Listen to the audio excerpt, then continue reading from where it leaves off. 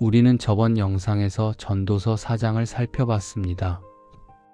치열한 경쟁 사회 속에서 인간이 느끼는 고독과 허무 그리고 함께함의 가치에 대해 솔로몬의 예리한 통찰을 들었습니다.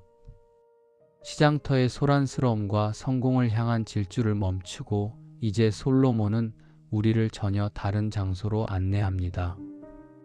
그곳은 가장 거룩해야 할 장소, 바로 하나님의 집, 성전입니다.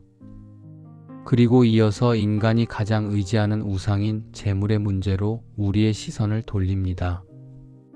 전도서 5장은 매우 실제적이고 강력한 메시지를 담고 있습니다. 우리가 하나님을 대하는 태도, 그리고 우리가 돈을 대하는 태도, 이 두 가지가 우리의 인생을 얼마나 허무하게 만들 수도 반대로 얼마나 충만하게 만들 수도 있는지를 보여줍니다. 자, 그럼 솔로몬의 안내를 따라 먼저 하나님의 집으로 조용히 발걸음을 옮겨보겠습니다. 솔로몬은 먼저 예배의 자리로 나아가는 우리에게 엄중한 경고를 던집니다. 많은 사람이 신앙생활조차도 자신의 성공을 위한 수단이나 종교적인 열심을 과시하는 장으로 오해하곤 합니다. 솔로몬은 그런 우리에게 입을 다물라고 말합니다. 1절에서 3절입니다. 너는 하나님의 집에 들어갈 때 발걸음을 조심하여라. 어리석은 자들은 악을 행하면서도 그것을 깨닫지 못하고 제물만 드리면 되는 줄 안다. 그러나 그런 제사를 드리는 것보다는 말씀을 들으러 가리리다. 너는 하나님 앞에서 함부로 입을 열지 말며 급한 마음으로 아무 말이나 내뱉지 말아라. 하나님은 하늘에 계시고 너는 땅에 있다. 그러므로 너는 말을 적게 하여라. 걱정이 많으면 꿈자리가 사납고 말이 많으면 어리석은 소리가 나온다. 발걸음을 조심하여라. 여기서 조심하다는 히브리어로 샤마르인데 이는 보초가 성을 지키듯 주의 깊게 살피다, 경계하다는 뜻입니다. 보초는 성을 하루 종일 지킵니다. 교대 시간을 정해 정기적으로 교대하면서 혹시 저기 침투할 허술한 공간은 없는지, 성 밖의 상황은 어떤지 매 순간 경계의 시선을 가지고 지켜봅니다. 하나님 앞에 나가는 것도 이와 같습니다. 사실 하나님 앞에 나간다는 이 표현도 우습습니다. 흔히 교회 건물을 성전이라고 합니다. 왜 성전이라고 합니까? 그곳에 하나님이 계시기 때문에 성전이라고 하지요. 그런데 하나님이 그곳에만 계십니까? 예레미야 23장 23절에 보면 하나님께서 예레미야 선지자를 향해 이렇게 말씀하십니다. 내가 가까운 곳에만 있는 하나님이냐? 먼 곳에는 없는 하나님이냐? 사람이 제 아무리 은밀한 곳에 숨는다고 하여도 그는 내 눈에서 벗어날 수 없다. 내가 하늘과 땅을 가득 채우고 있지 않느냐? 하나님께서 어디에나 계신다는 하나님의 편재성은 성경 전체에 걸쳐서 수없이 말씀하고 있는 내용입니다. 그런데 하나님께서 교회 건물에만 계신 것처럼 교회 건물을 성전이라고 하고 딱 정해진 시간에만 마치 하나님께서 우리를 보시고 들으시는 것처럼 행동하는 것은 아주 성경 말씀과 위배되는 생각이고 행동이지요. 제 개인적인 견해를 말씀드리자면 교회 건물을 성전이라고 하는 것에 의의를 제기하고 싶지는 않습니다. 그런 표현들이 필요합니다. 왜냐하면 사람은 물리적인 시간과 공간 안에 물리적인 육체라는 한계를 가지고 있기 때문에 어떤 특별한 공간과 시간을 정해서 특별한 의미를 되새기는 것은 필요한 일이기도 할 뿐만 아니라 더 나아가 장려해야 할 일이기도 하기 때문입니다. 그래서 사람들은 기념일을 정해서 그 기간에는 왜 그날을 기념하는지 그 의미를 다시 생각하고 마음을 다잡지요. 그런 기념일은 기념일 자체만으로 사람들에게 중요한 의미를 전달합니다. 그러나 결혼 기념일이 정해 있다고 1년 내내 가정에 충실하지 않고 개차반으로 살다가 결혼 기념일 딱 하루만 결혼에 대해서 의미를 되새긴다면 그런 기념일이 무슨 소용이 있겠습니까? 또 한편으로는 그렇게 1년 내내 개차반으로 산 사람은 결혼 기념일 그 하루조차도 부부로 연을 맺어서 산다는 것이 서로에게 어떤 의미인지 기념하고 그 의미를 다시 생각할 사람도 아닙니다. 항상 부부 관계에 충실하고 가정을 지키기 위해 성실하게 산 사람이 결혼 기념일 그 하루도 결혼의 의미를 다시 생각하면서 마음을 새롭게 할 확률이 높습니다. 신앙생활도 마찬가지입니다. 일주일 내내 하나님 말씀과는 전혀 상관없이 아주 개차반으로 살다가 딱 하루 주일 성수니 성전이니 이런 거룩한 날과 공간을 정하고 거룩한 단어들을 입에 달고 산다고 그 사람이 신앙인입니까? 한번 생각해 보십시오. 다음으로 솔로몬은 어리석은 자들의 제사를 지적합니다. 그들은 삶에서는 악을 행하면서 성전에 와서 제물만 바치면 모든 문제가 해결된다고 착각합니다. 솔로몬은 그런 제사보다 말씀을 들으러 나아가는 것이 더 낫다고 합니다.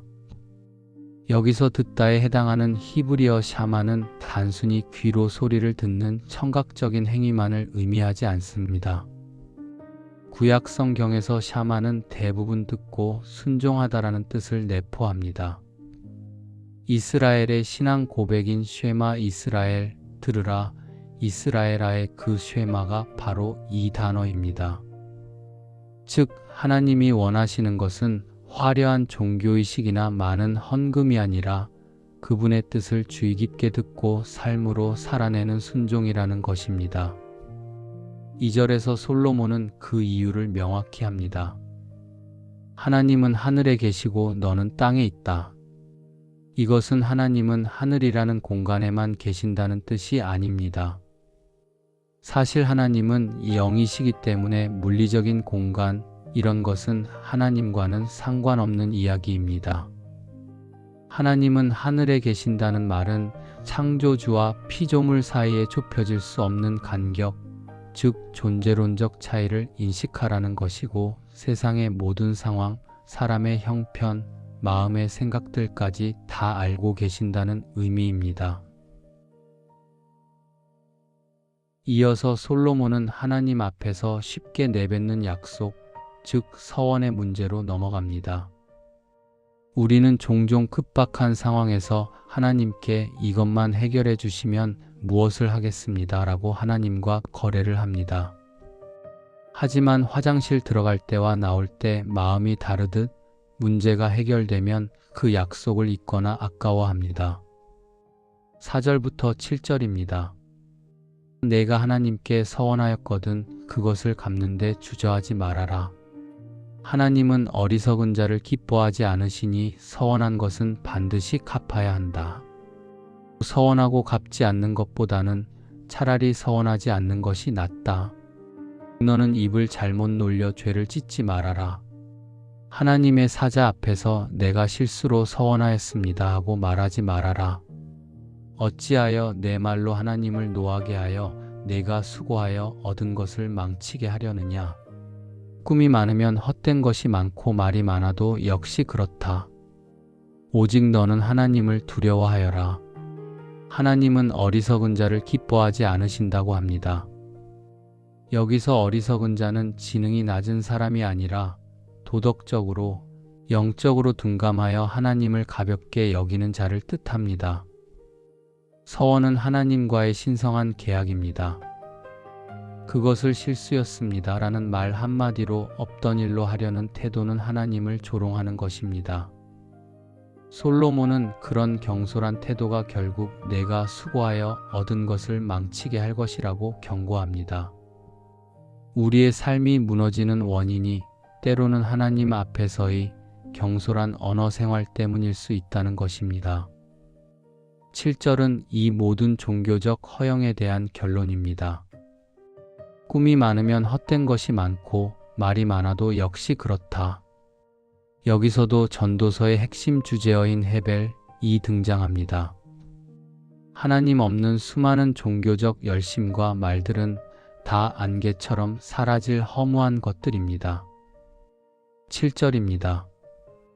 오직 너는 하나님을 두려워하여라. 여기서 두려워하다는 히브리어 이르아입니다. 이것은 공포 영화를 볼 때 느끼는 단순한 무서움이 아닙니다. 압도적이고 거룩한 존재 앞에서 느끼는 경외심입니다. 너무나 크고 위대하신 분 앞에 섰을 때 자연스럽게 내 존재가 작아지고 함부로 입을 열 수 없게 만드는 거룩한 두려움입니다. 이 이르아가 있을 때 우리는 비로소 함부로 말하지 않고 지키지 못할 약속을 남발하지 않으며 진실하게 듣는 자리에 서게 됩니다. 성전에서 나온 솔로몬의 시선은 다시 세상의 현실, 특히 정치 권력의 부조리로 향합니다. 사장에서도 학대받는 자들의 눈물을 보았던 그는 이 세상의 구조적인 악에 대해 냉철하게 지적합니다. 8절과 9절입니다. 내가 만일 어느 지방에서 가난한 자가 학대를 받거나 법과 정의가 무시당하는 것을 보더라도 놀라지 말아라. 높은 자 위에 더 높은 자가 있고 그들 위에 더 높은 자들이 있어서 서로 감싸고 돌기 때문이다. 그렇지만 땅의 농산물은 모든 사람을 위한 것이니 왕도 밭에서 나는 것을 먹고 산다. 놀라지 말아라. 이 말은 참으로 서글픈 현실을 반영합니다. 가난한 자에 대한 학대와 정의의 실종이 너무나 만연해서 그것이 오히려 이 세상의 기본값처럼 되어버렸다는 것입니다. 그 이유는 관료 사회의 뿌리 깊은 부패 구조 때문입니다. 높은 자 위에 더 높은 자가 있고 서로 감싸고 돌기 때문이다. 피라미드 구조 속에서 서로의 이익을 위해 불의를 묵인하는 카르텔은 3000년 전이나 요즘이나 변함이 없습니다. 주님께서 제자들에게 가르쳐 주신 기도, 주기도문에는 이런 기도문이 있습니다. 우리의 죄를 용서하여 주시고 악에서 우리를 구해 주십시오. 죄는 용서를 구하면 되고 악은 구해 주셔야 한다는 것입니다. 죄와 악을 구분해서 말씀해 주십니다. 죄는 개인적인 영역입니다. 한 개인이 자신이 지은 죄들을 깨닫고 깊이 참회하며 하나님께 용서를 구하면 하나님께서 용서해 주십니다. 개인의 선택과 결심에 따라 해결이 가능합니다. 그러나 악은 사회적, 구조적 죄입니다. 이 죄는 개인의 죄보다 훨씬 더 치밀하고 사악하고 공고합니다. 작게는 공동체적으로, 크게는 국가적으로 한데 어우러져서 죄의 길로 치닫는 것이 악입니다. 개인의 힘으로는 이 구조적 죄를 깰 수가 없습니다. 개인의 선택과도 무관합니다. 개인은 이 구조적 죄 앞에서 무기력할 수밖에 없습니다. 권력을 가진 자가 개인적인 욕심과 탐욕에 눈이 멀어 전쟁을 일으키거나 쿠데타를 일으키면 권력이 없는 백성들은 그대로 당할 수밖에 없습니다. 그래서 주님께서는 제자들에게 우리의 죄는 용서해 주시고 악에서는 구해 주십시오. 라고 가르쳐 주신 것입니다. 솔로몬이 지금 지혜의 통찰력으로 바라보고 있는 것이 바로 이런 사회적, 구조적 카르텔에 의해 자행되는 악입니다. 솔로몬은 그 다음 구절에서 아주 흥미로운 역설을 제시합니다. 아무리 권력이 높고 대단해 보이는 왕이라 할지라도 결국 그 생명은 땅에서 나는 농산물에 의존할 수밖에 없다는 사실입니다. 왕도 밭에서 나는 것을 먹고 산다. 이것은 두 가지 의미를 함축합니다. 첫째, 모든 인간은 결국 흙에서 난 소산물에 의존하는 유한한 존재라는 평등함입니다. 둘째, 그렇기 때문에 권력자들은 자신들의 생존 기반인 땅과 백성을 함부로 착취해서는 안 된다는 경고이기도 합니다. 권력과 지위는 사람을 속입니다. 마치 화려한 옷을 입으면 그 사람도 화려한 사람이라고 착각하는 것과 같습니다. 그래봤자 옷을 벗으면 다 똑같은 사람입니다. 그것을 인식하는 사람과 그렇지 못한 사람은 삶을 대하는 자세, 사람들을 대하는 태도에 있어서 하늘과 땅의 차이만큼 간격이 있습니다. 꾸밈 없는 진짜 겸손함의 시작은 모든 사람은 다 같은 하나님의 자녀라는 인식에서부터 시작됩니다. 이제 솔로몬은 인류 최대의 우상, 돈의 문제로 본격적으로 진입합니다. 그는 최고의 부자였기에 돈의 속성을 누구보다 잘 알았습니다. 그는 돈이 우리에게 속삭이는 가장 큰 거짓말을 폭로합니다. 바로 조금만 더 가지면 행복해질 거야 라는 거짓말입니다. 10절부터 12절입니다. 돈을 사랑하는 자는 돈으로 만족하지 못하고 부를 사랑하는 자는 수입으로 만족하지 못하나니 이것도 헛된 것이다. 재산이 많으면 입도 많아지는 법인데 주인이 그 재산을 보고 즐기는 것 외에 무슨 유익이 있겠느냐. 노동자는 먹는 것이 많든 적든 단잠을 자지만 부자는 가진 것이 너무 많아 걱정 때문에 잠을 이루지 못한다. 10절은 자본주의 사회의 핵심을 찌르는 명언입니다. 여기서 주목할 히브리어 표현이 있습니다. 돈을 사랑하는 자는 원어로 오헤브 케세프입니다. 케세프는 은 곧 돈을 말하고 오헤브는 사랑하는 자입니다. 솔로몬은 단순히 돈을 많이 가진 상태가 아니라 돈을 사랑하는 상태, 즉 돈이 목적이 되고 연인이 되어버린 상태를 지적합니다. 그런 사람에게 돈은 바닷물과 같습니다. 마실수록 더 목이 마릅니다. 만족은 영원히 유예됩니다. 그래서 솔로몬은 이건 역시 헤벨, 헛된 것이라고 단언합니다. 11절의 통찰도 놀랍습니다. 재산이 많으면 입도 많아진다. 부자가 되면 그 부를 유지하기 위해 고용해야 할 사람, 몰려드는 식객들, 관리해야 할 비용이 기하급수적으로 늘어납니다. 결국 부자가 실제로 누리는 것은 자기 재산이 많다는 것을 눈으로 보고 확인하는 정도의 만족뿐 실제로 그 많은 것을 다 먹거나 입을 수는 없습니다. 12절은 그 결과로 나타나는 삶의 질의 역설을 보여줍니다.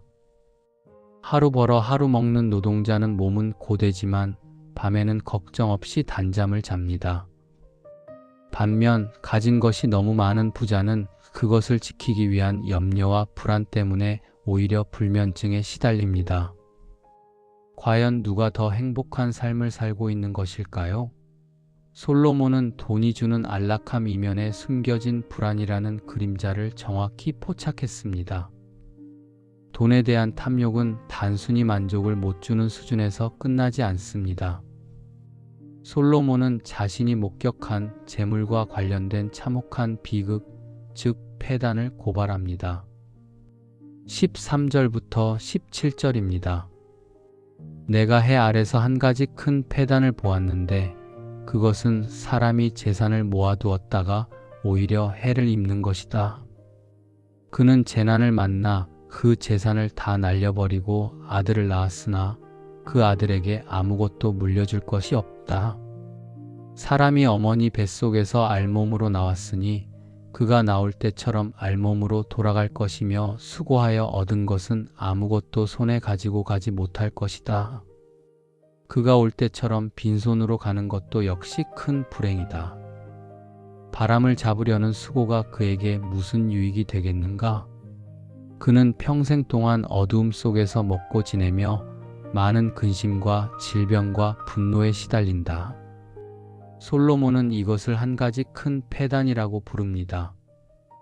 여기서 큰 폐단은 히브리어로 라홀라인데 직역하면 병든 악 혹은 심각한 재앙이라는 뜻입니다. 너무나 고통스럽고 비참한 상황을 묘사할 때 쓰는 강렬한 표현입니다. 첫 번째 비극은 13절입니다. 재산을 모아두었다가 오히려 해를 입는 것. 돈이 주인을 지켜주는 것이 아니라 오히려 그 많은 돈 때문에 강도를 만나거나 사기를 당하거나 가족 간의 불화가 생겨 주인을 해치게 되는 경우입니다. 돈이 축복이 아니라 저주가 된 상황입니다. 두 번째 비극은 14절입니다. 평생 안 쓰고 안 입으며 악착같이 모았는데 한순간에 잘못된 투자나 경제위기 같은 재난을 만나 모든 것을 날려버리는 것입니다. 자식에게 물려줄 것 하나 없이 빈털터리가 되는 허망함입니다. 이 모든 비극의 근원에는 인간의 실존적 한계가 자리 잡고 있습니다. 15절은 욥기의 고백을 떠올리게 합니다. 알몸으로 나왔으니 알몸으로 돌아갈 것이다. 이것이 우리의 적나라한 실체입니다. 아무리 수조원의 자산가라도 죽음의 문턱을 넘을 때 단 1원도 손에 쥐고 갈 수 없습니다. 솔로몬은 16절에서 이것을 다시 한번 탄식합니다. 평생 바람을 잡는 것 같은 헛수고를 하다가 빈손으로 가는 인생, 이것이야말로 큰 불행이 아니냐고 반문합니다. 그렇게 돈의 노예로 산 사람의 인생 결말이 17절에 요약되어 있습니다. 평생 동안 어두움 속에서 먹고 지내며 많은 근심과 질병과 분노에 시달린다. 여기서 어두움 속에서 먹는다는 것은 돈을 아끼느라 불도 제대로 켜지 않고 궁상맞게 사는 모습일 수도 있고, 혹은 마음에 기쁨과 평안이 없이 늘 불안과 우울 속에서 살아가는 비참한 내면을 상징하는 것일 수도 있습니다. 돈은 쌓였지만 그의 영혼은 근심과 스트레스로 병들고 분노만 남았습니다. 이것이 과연 성공한 인생일까요? 숨막히는 종교적 허례허식과 사람을 병들게 하는 재물의 비극을 통과한 솔로몬은 이제 5장의 결론에 도달합니다. 그렇다면 도대체 어떻게 살아야 하는가? 이 허무하고 부조리한 세상에서 우리가 붙잡아야 할 진짜 가치는 무엇인가?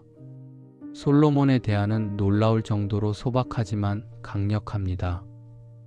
마지막 18절부터 20절입니다. 그렇다. 내가 깨달은 것은 하나님이 주신 짧은 일생을 사는 동안 먹고 마시며 자기가 하는 일에 만족을 느끼는 것이 가장 좋고 보람된 일이라는 사실이다. 이것이 바로 사람의 행복이다. 하나님이 누구에게든지 부와 재산을 주어 그것을 누리게 하시며 자기 몫을 받아서 수고함으로 즐거워하게 하신 것은 하나님의 선물이다.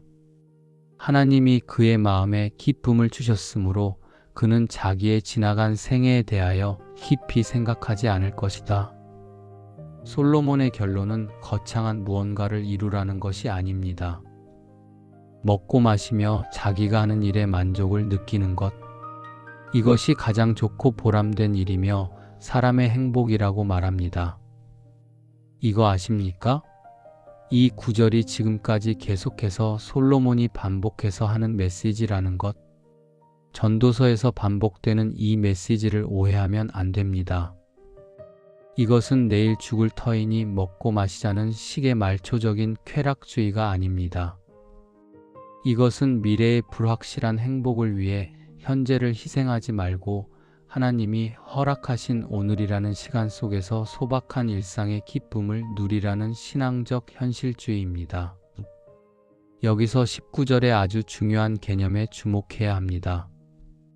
솔로몬은 부와 재산 자체보다 더 중요한 것이 있다고 말합니다. 그것은 바로 그것을 누리게 하시는 능력입니다.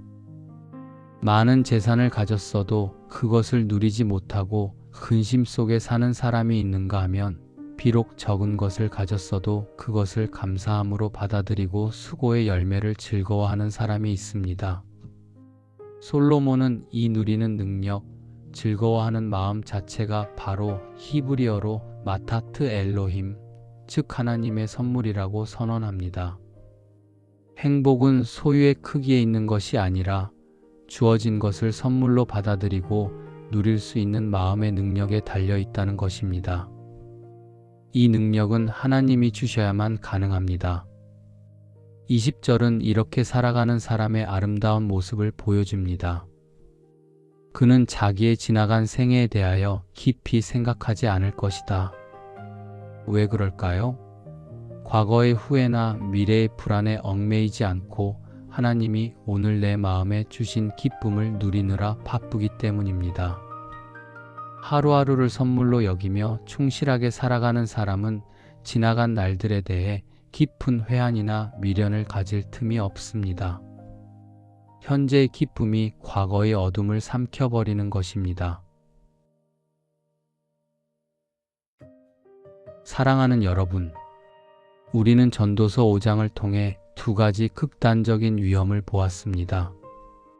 하나는 하나님을 경외함 없이 함부로 떠드는 죽은 종교의 위험이고, 다른 하나는 결코 만족을 모르고 우리를 파멸로 이끄는 재물의 우상입니다. 솔로몬은 우리에게 이 두 가지 헛된 길에서 돌이키라고 말합니다. 하나님을 섬기고 예배드리는 것은 진심으로 해야 합니다. 그리고 돈 앞에서는 탐욕을 멈추고 하나님이 오늘 나에게 허락하신 몫에 감사하십시오. 우리가 알몸으로 왔다가 알몸으로 돌아갈 존재임을 기억할 때 우리는 뒤로서 움켜진 손을 펴고 오늘 내게 주어진 밥 한 끼, 따뜻한 잠자리, 그리고 땀 흘려 일할 수 있는 수고의 가치를 재발견하게 될 것입니다. 부와 재산 그 자체가 아니라 그것을 누릴 수 있는 마음의 평안이 진짜 하나님의 선물입니다. 거창한 미래의 계획 때문에 현재를 혹사시키는 대신 하나님이 주신 선물 같은 지금 이 순간을 기쁨으로 누리는 지혜로운 여러분이 되시기를 바랍니다. 그럼 다음 시간에 전도서의 더 깊은 지혜의 숲에서 다시 만나겠습니다. 평안하십시오.